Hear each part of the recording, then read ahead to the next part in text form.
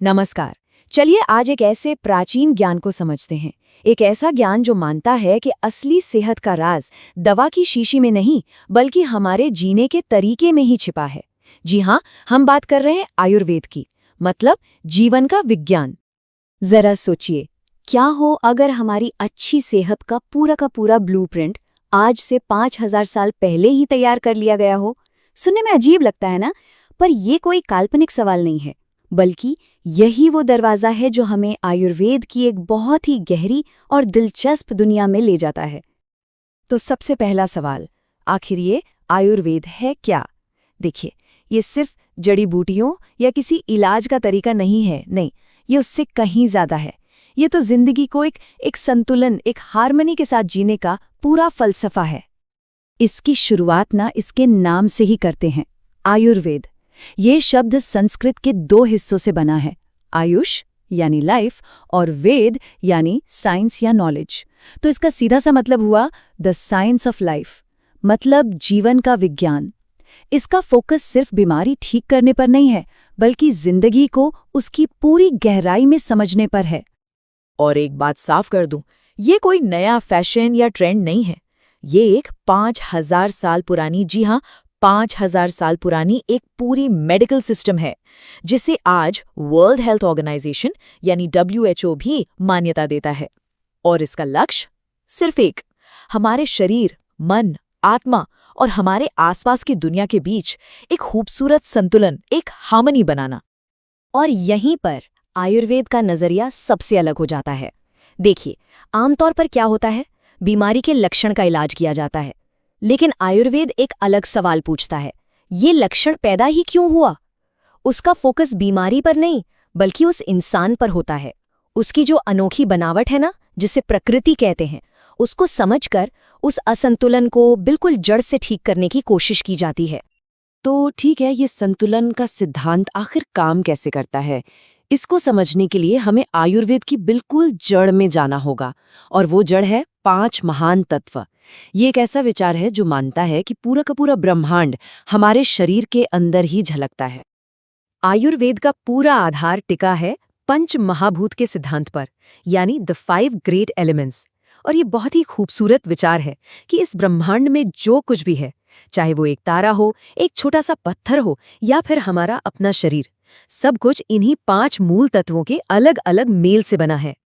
तो ये 5 तत्व हैं कौन से? पहला, आकाश यानी स्पेस, जो शरीर में खाली जगह बनाता है।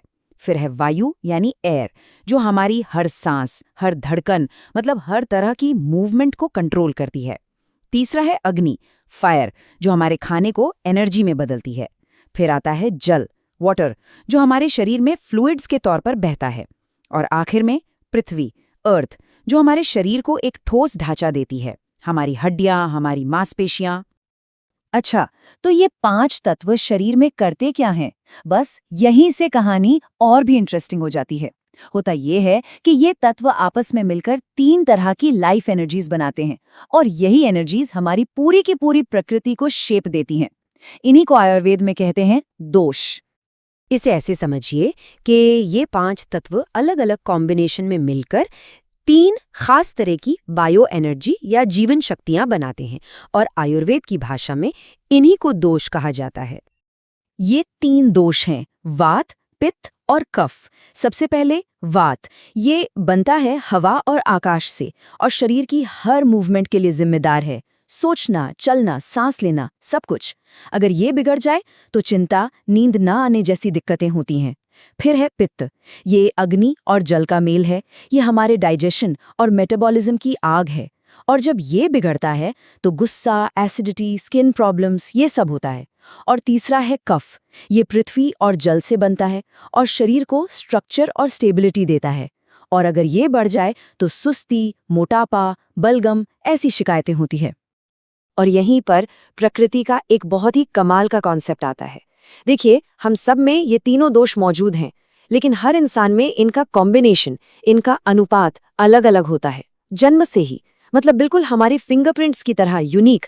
यही हमारी प्रकृति है, एक तरह से हमारा पर्सनल हेल्थ ब्लूप्रिंट। और आयुर्वेद का पूरा लक्ष्य बस इसी ब्लूप्रिंट को समझकर संतुलन बनाए रखना है। तो ये तो हो गई सारी थ्योरी, पर सवाल ये है कि असल जिंदगी में इस बैलेंस को पाया कैसे जाए। चलिए अब देखते हैं आयुर्वेद के कुछ प्रैक्टिकल तरीकों को जो सेहत को बनाए रखने का रास्ता दिखाते हैं। आयुर्वेद में ट्रीटमेंट के 2 मेन रास्ते हैं। पहला है शोधन। इसे शरीर की एक डीप क्लीनिंग की तरह समझा जा सकता है, जिसमें बढ़े हुए दोषों और टॉक्सिन्स को शरीर से बिल्कुल बाहर निकाल दिया जाता है। और दूसरा तरीका है शमन। ये एक शांत करने वाला तरीका है, जिसमें दोषों को शरीर से बाहर निकाले बिना अंदर ही शांत और बैलेंस किया जाता है। इसी शोधन यानी डीप क्लेंजिंग का सबसे फेमस तरीका है पंचकर्म। जैसा नाम से ही जाहिर है, पंच मतलब 5, तो इसमें 5 खास क्रियाएं होती हैं जो शरीर को अंदर से पूरी तरह डिटॉक्स करती हैं। ये सारी प्रक्रियाएं किसी खास दोष को टारगेट करके शरीर से एक्स्ट्रा टॉक्सिन्स बाहर निकालने के लिए डिजाइन की गई हैं। ये एक बहुत ही स्पेशल और डीप ट्रीटमेंट होता है। लेकिन सच कहूं तो आयुर्वेद की सबसे पावरफुल दवा शायद हमारी रोजमर्रा की जिंदगी में ही छिपी है। इसे कहते हैं दिनचर्या, यानी हमारा डेली रूटीन। मतलब कुदरत की लय के साथ जीना। सूरज उगने से पहले उठना, दोपहर में जब हमारी पाचन शक्ति सबसे तेज होती है तब मेन खाना खाना, और रात को समय पर सो जाना। बस ये छोटी छोटी आदतें, यही है संतुलन बनाए रखने का सबसे बड़ा जरिया। तो अब सवाल ये उठता है कि हमारी आज की इस भाग दौड़ भरी जिंदगी में इस 5000 साल पुराने ज्ञान का भला क्या काम? पर जैसा हम आगे देखेंगे, शायद आज के समय में इसकी जरूरत पहले से कहीं ज्यादा है। अक्सर लोगों को लगता है कि आयुर्वेद सिर्फ जड़ी बूटियों के बारे में है। अगर ऐसा कोई सोचता है तो एक संख्या उन्हें हैरान कर सकती है, 8। अब ये 8 क्या है? ये है आयुर्वेद की स्पेशल मेडिकल ब्रांचेस की संख्या, जो इसे एक पूरी तरह से डेवलप्ड मेडिकल सिस्टम बनाती है। जी हाँ, ये सिर्फ हर्बल दवा नहीं है, इसमें जनरल मेडिसिन है जिसे काय चिकित्सा कहते हैं, सर्जरी है यानी शल्य तंत्र, साइकोलॉजी है जिसे भूत विद्या कहते हैं, यहाँ तक कि एंटी एजिंग यानी रसायन तंत्र भी है। और इसके अलावा भी बाल रोग और टॉक्सिकोलॉजी जैसी कई एडवांस्ड ब्रांचेस हैं। ये दिखाता है कि सेहत को लेकर इसका नजरिया कितना कॉम्प्रहेंसिव है। और ये सब कुछ घूम फिरकर एक बहुत ही पावरफुल विचार पर आके टिकता है कि आयुर्वेद का लक्ष्य सिर्फ जिंदगी में साल जोड़ना नहीं है, मतलब सिर्फ लंबा जीना नहीं, बल्कि उन सालों में जिंदगी जोड़ना है। एक ऐसी जिंदगी जिसमें क्वालिटी हो, सेहत हो और खुशी हो।